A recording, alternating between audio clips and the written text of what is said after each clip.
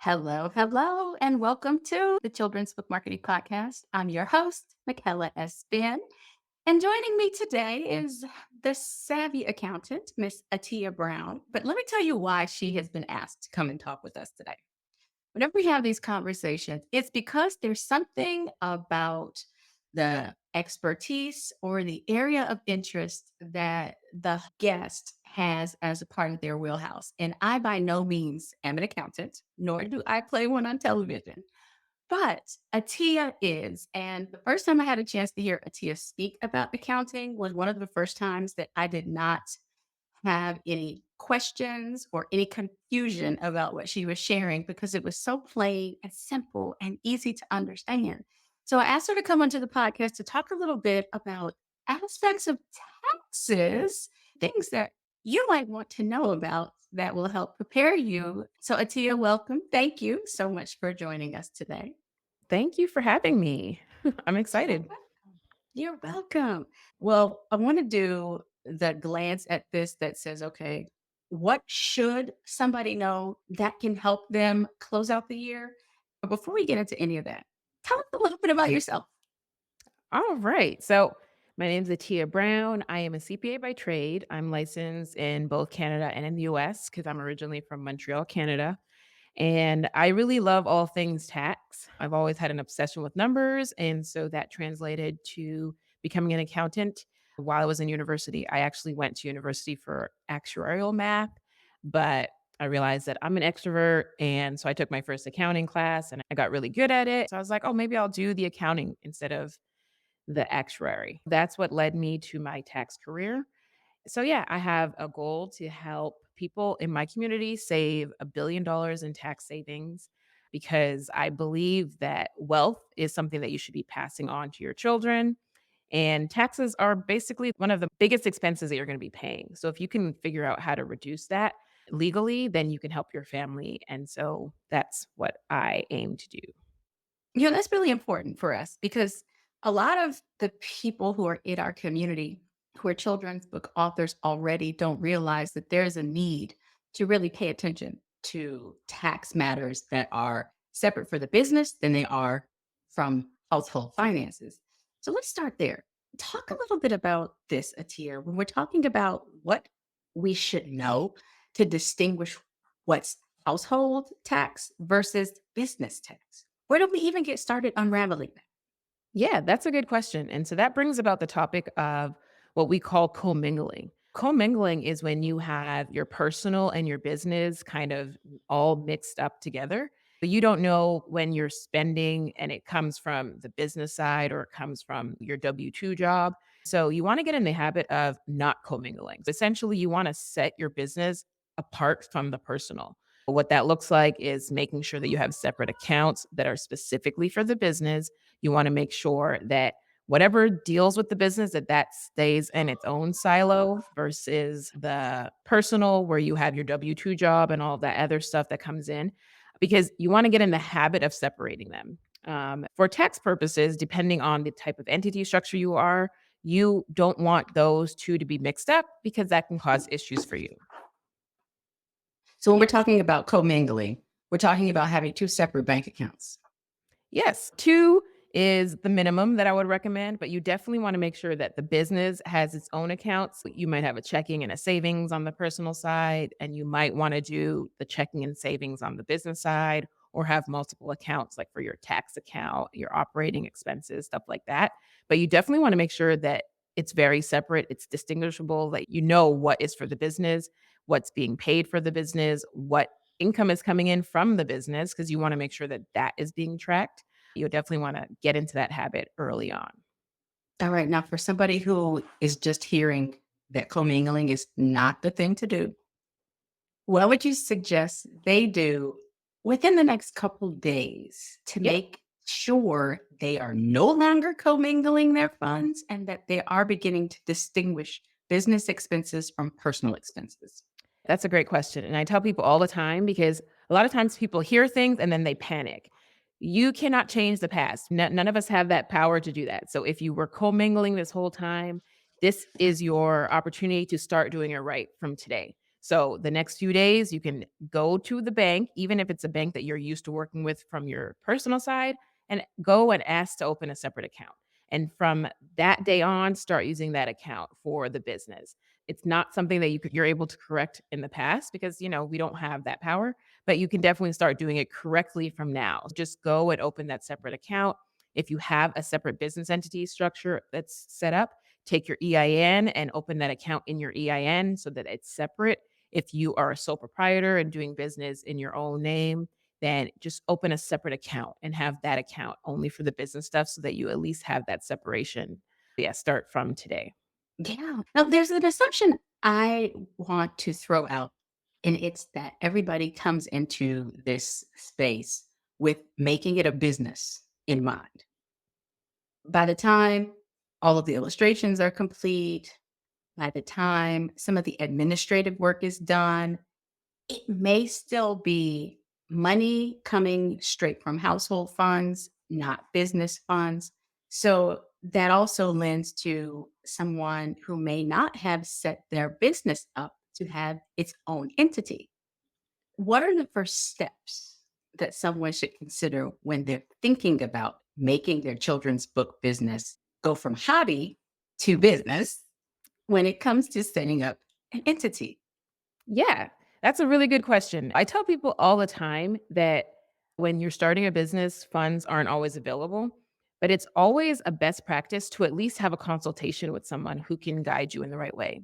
A CPA, an attorney, they're going to be able to tell you at the beginning what you should be considering because you might not be considering entity structures, what that looks like. You don't know any of those things. I always tell people that at least having an initial consultation will help you get on the right path because in order to determine the best entity structure, you're going to have to know that there are multiple entity structures that you can choose from.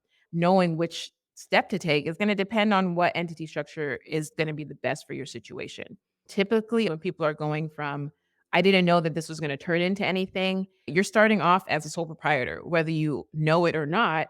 If you are doing commerce, you're selling a product or a service, and you're making money, you have expenses, but you haven't set anything up, you're a sole proprietor. You're doing it in your own name. And you can decide that, okay, well, now that this is growing more than I thought, now is when I need to do an entity setup. That would be you setting up the consultation and figuring out what entity is best for you. And then from there, going to your state, registering the business, then having an EIN set up with the IRS so that you can actually have that separate entity. It's really having that consultation to figure out what your goals are so that you know the next steps to take. Because a lot of times you start this as a passion project that kind of grows into something else. And so it's not necessary that you have to set up the business entity when you start, because a lot of people don't realize a sole proprietor is a business entity and you're able to do business as yourself. Yeah, you just freed somebody right there.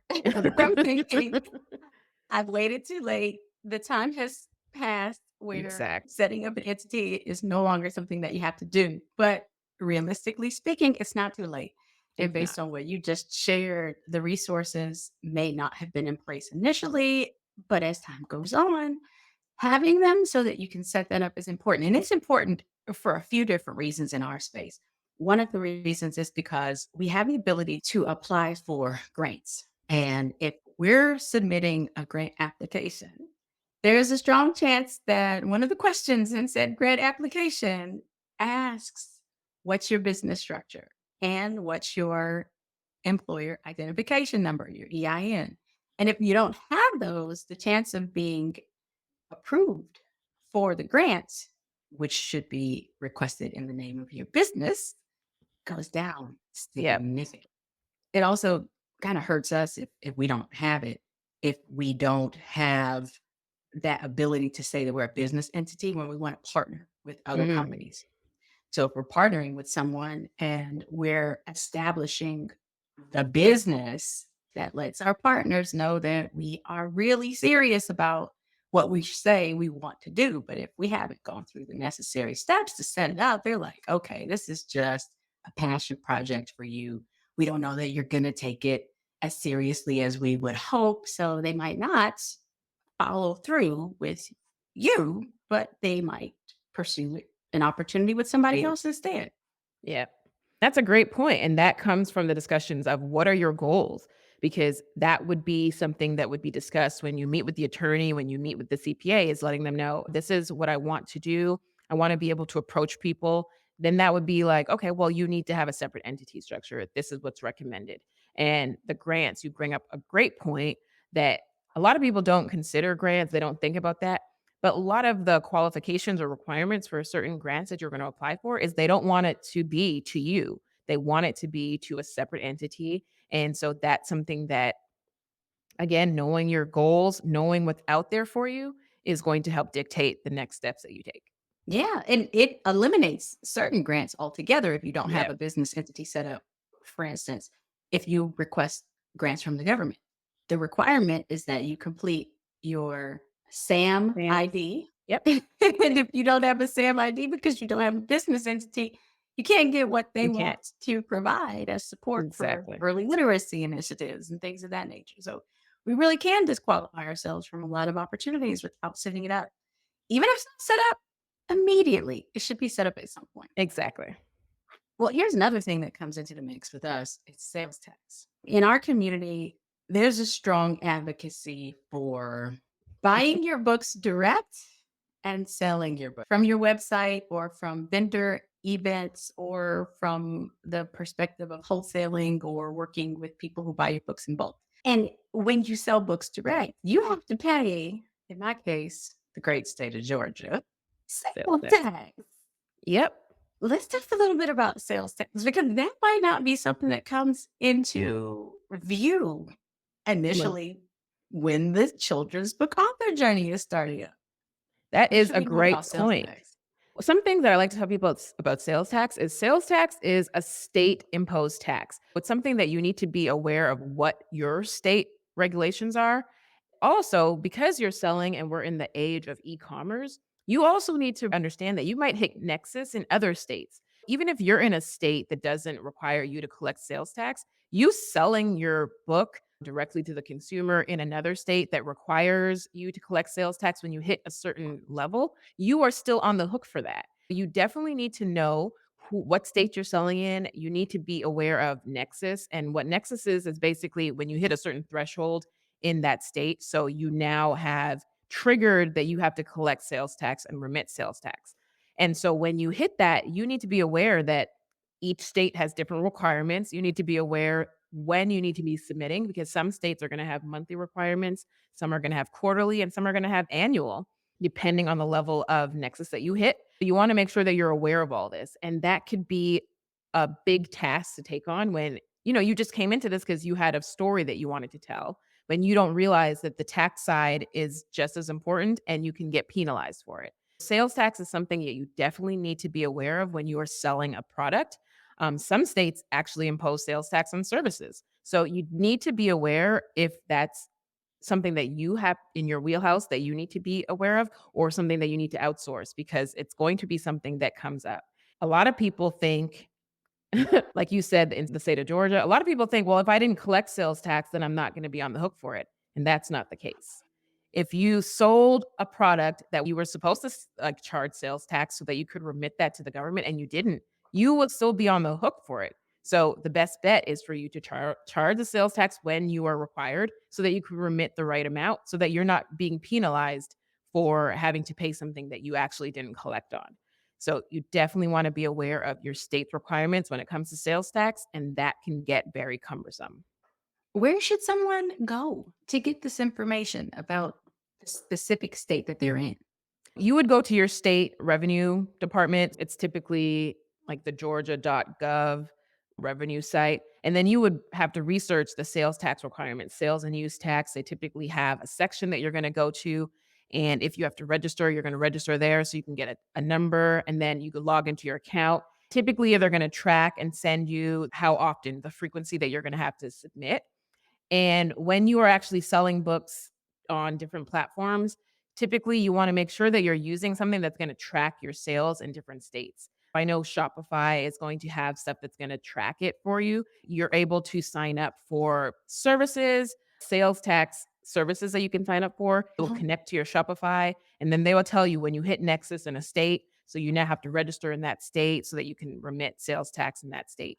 There are couple of steps that you need to take, but the main step is to make sure in your state, do you have to be collecting sales tax? Because that's gonna be the first kind of line of defense to know so that you get used to the process of actual sales tax collection.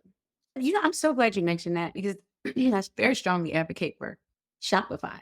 But I didn't realize that there are services that could plug into my Shopify details to let me Yep. know exactly when I should be paying taxes and that the amounts are due. Avalara is one, and there's another one, it's at the tip of my tongue, and I don't know why. TaxJar. I'm like, "How can I Tax not" jar. TaxJar, that's another one that does sales tax, and, it's an e-commerce platform, so you connect things and work things. But again, just like with cloud-based accounting software, everybody knows about QuickBooks. I tell everybody, I give the disclaimer that QuickBooks was created by accountants for accountants.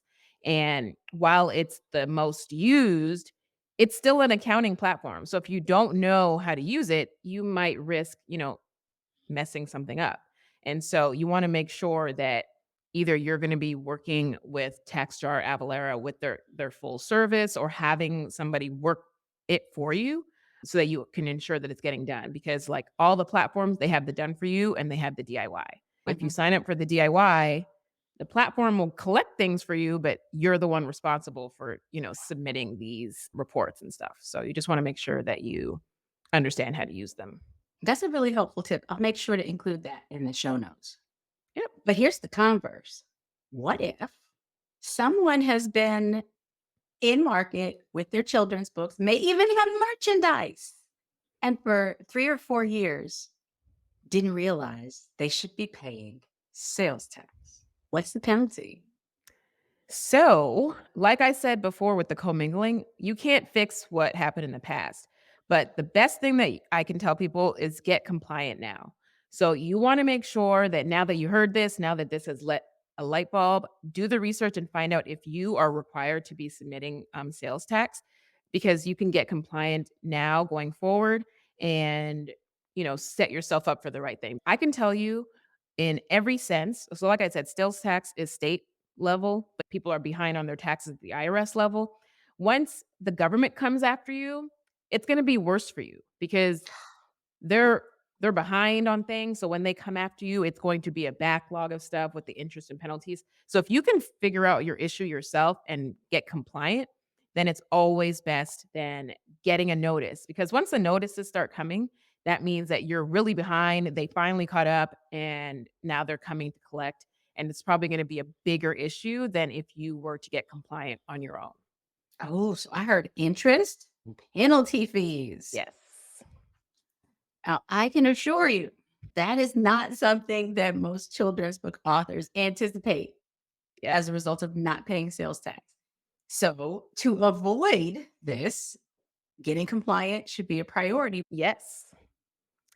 I always advocate for people to get compliant when something comes up. So if you've never collected sales tax because you've never known, I hate to be the bearer of bad news, but ignorance to the law is not a defense that is going to stand up. So now that you know is now when you should be proactive and look into getting compliant. Figure out, okay, does my state require me to do sales tax? If the answer is yes, now I need to take the next step to figure out what I need to do to submit this sales tax, because you don't want them to have to come after you and tell you, it's been 60 months, you haven't submitted this. That's going to be a little bit harder to swallow. That's a difficult conversation to process. All right, so you Yeah. can't unhear this. You can't unhear it. You cannot feign ignorance Yeah. because the information has been made available. Good to know. All right, so let's talk about something else because we're talking about commingling to distinguishing business from household funds Yep. and expenses. We can go from being out of compliance with sales tax to very quickly getting in gear to get compliant with sales tax. What should be done with all of the receipts that have been amassed? Granted, somebody saved all of the receipts that have Yes. been amassed. So, when it comes to receipts, there are a few things that I like people to be aware of. We're in the day and age where we don't have to have a shoebox full of receipts. We can digitize things. So, the minute you get a receipt, if it's not something that's electronic because you bought it online, take a picture of that receipt so that it's now a digital copy. And I always tell people that they should create an email account that's, receipts or invoices at the podcast.com and send all of your receipts there. So you always have when it was taken, you snap a picture, the subject line would be what this receipt was for.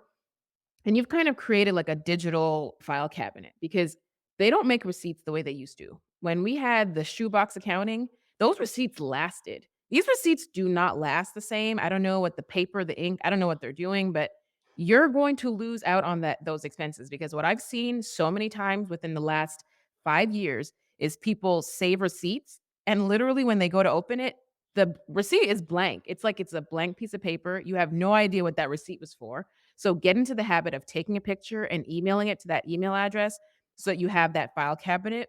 Another thing that I like to tell people about is cloud-based accounting software. So I touched on it a little bit. QuickBooks is what's most known, but there are other cloud-based accounting softwares. You connect your banking to there, and it's going to keep track of all of the transactions. So that's where you can make sure that everything is being accounted for so that the bookkeeping can actually be done on the actual numbers. With QuickBooks, with the other ones, you're able to attach the actual receipt to the transaction. So that's another way that you can keep track of your receipts.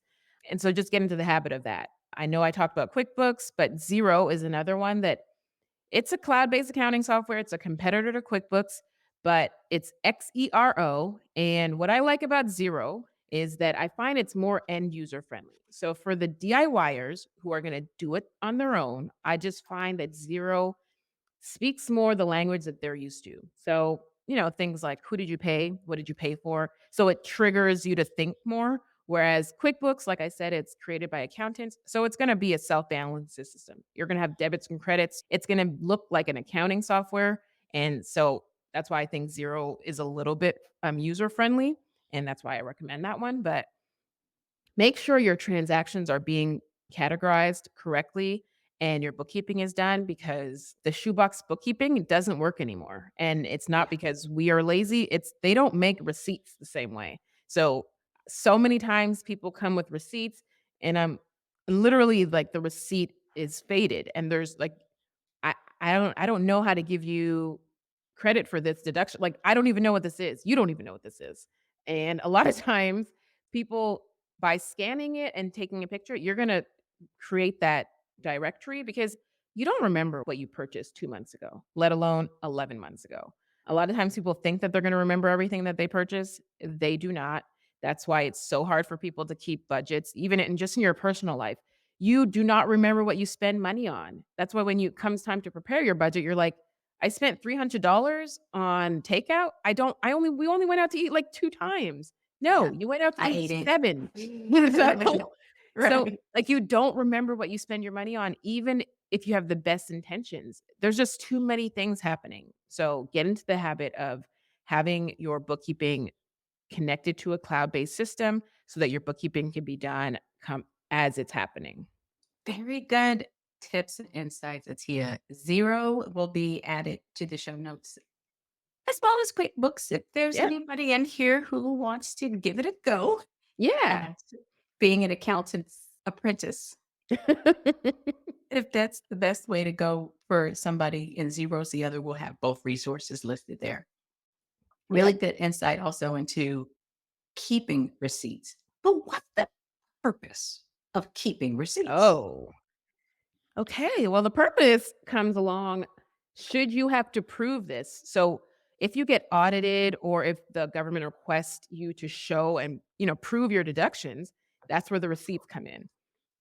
Because to file your actual tax return, a lot of people don't realize that to file your return, you don't have to submit all the receipts. Back when I first started 17 years ago, we would prepare a return, staple all of the backup. It was like something that everything went in. We don't do that anymore. With e-filing and all of that, nothing gets sent in anymore. So think of the government from their perspective, they have to cross their T's, dot their I's because they're issuing refunds from things that people are submitting. They need to know that what's being issued is correct. So if you get audited and they say, okay, well, we're going to give you this refund for whatever, but we need to know that this $10,000 was actual deductions. You need to show the actual deductions. You need to show the receipts, you need to show the invoices, you need to show all of that stuff. So while you didn't need the proof to file the return, you do need it if you get questioned about it and to validate the actual expenses. So that's why you need to keep receipts and make sure that you have your records, is because they can come back and ask you for it. And if you don't have it, and there's no explanation or anything, it could be disallowed. And then if it's disallowed, that means that it's no longer a deduction. So it gets added back as income, right?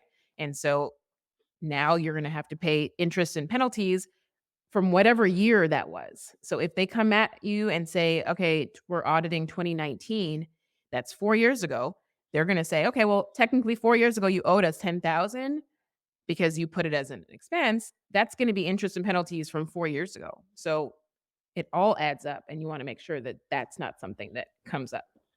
Such a good point that you raised because I wanted to really point out what's the point, not just to file, but to protect yourself. Yep. And I've never been audited, knock on wood, nor have I ever considered that I might be. But I think all of us can do more to Yep. protect ourselves from a taxability standpoint. And the more you say penalties and interest, the more it freaks me out. So I want to make sure I don't have neither of those. Yeah. Neither of So, those. it's definitely to cover your own, CYA, make sure that you're prepared. It's not meant to scare you, it's just meant to say the reality of it is that if you get questioned, you need to be able to prove those deductions. Yeah. Okay. Now, you work with small business owners of all types, not just in the publishing realm. Yep. And from what I understand, you have something that you have recently released where you pour Oh. out so much of your knowledge and insight. Can you Yes. tell us a little bit about your recently released book? Yes. So I actually am a first time author. I wrote a book. It's called Savvy Tax Strategies for Small Business Owners. And what it is, it's a compilation to help you get your bookkeeping in order and understand tax strategies because a lot of times small business owners don't realize that the tax code was written to help them with their tax liability. So the tax code is not just something that's there for you to just know that it exists. It's for you to research it and see what in it applies to my situation so I can reduce what I have to pay legally. And thus, reducing what I have to pay in taxes, I keep more of that money in my business so that I can help build my business and help with my family. I give strategies on how you can reduce your tax liability and how you can get your bookkeeping in order just to make sure. Because a lot of times when it comes to taxes, I do talk about taxes a lot, but people do not realize how closely related bookkeeping is to taxes. When I start my conversations with bookkeeping, they're always like, "Well, I thought you were the tax." I'm like, "Yeah, I am the tax person, but these numbers go into the tax part. So you need to have your bookkeeping in order." And so the book is going to help you master your bookkeeping and get tax strategies so that you can reduce what you pay in your taxes. So I want to make sure everybody who listens to the Children's Book Marketing Podcast knows about your book. Okay. And I want to make sure they know that it's for them, not It just is. small business at large, businesses like ours, Yes. where we have expenses every month. We have receipts that we accumulate. We have sales tax that we have to pay. We have documentation that we need in order to secure our ability to not have to pay taxes with interest and penalties. Yes. So I will make sure to link that in the show notes as well. Thank you. There may be some questions that come up as a result of some of the things that you shared. This is not the only time we will have you on the Children's Book Marketing Podcast. But since this is the first time, I want to make sure folks know where to find you. So, what's the best way for people to reach you? Yes. So the best way is you can find me on social media at The Savvy Accountant across all platforms. That's going to be me. And you guys are able to go to my website, the Savvy Accountant. It's easiest to find me on social media, whether it's Facebook or Instagram, and just send me a message and then we can schedule a discovery call so that we can, figure out what your needs are. Awesome. Well, thank you so much for sharing how to find you, how people can get in touch with you. Call her. She is licensed to provide accounting services across the United States, not just in her state. Yes. And if you are looking for specific answers to questions, she is the right person to ask about all things related to taxes and bookkeeping. So Thank I'm going to thank you for joining us today and make sure you know how much we appreciate you because taxes are not as delightful as illustrations and editing, but it is necessary for us to be aware of what we need to do with them. So thank you for Thank joining you so us. much for having me. You're welcome. We will connect again for the next conversation with the Children's Book Marketing Podcast. Until next time.